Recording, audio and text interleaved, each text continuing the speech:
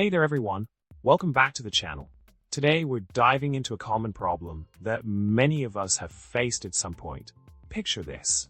You're trying to organize your digital files and folders when suddenly you realize that some of your documents are scattered all over the place.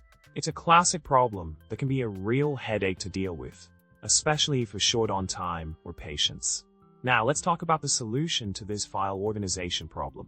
The key here is to create a specific folder structure that makes sense for your needs.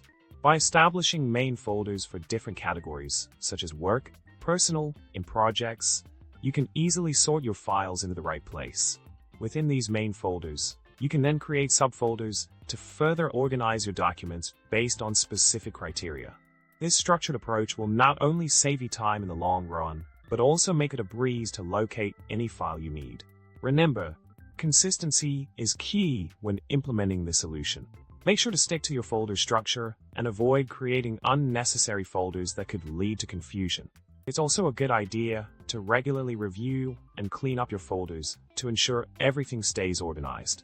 With a bit of initial effort and ongoing maintenance, you'll have a well-organized digital filing system that streamlines your workflow and reduces the stress of searching for files.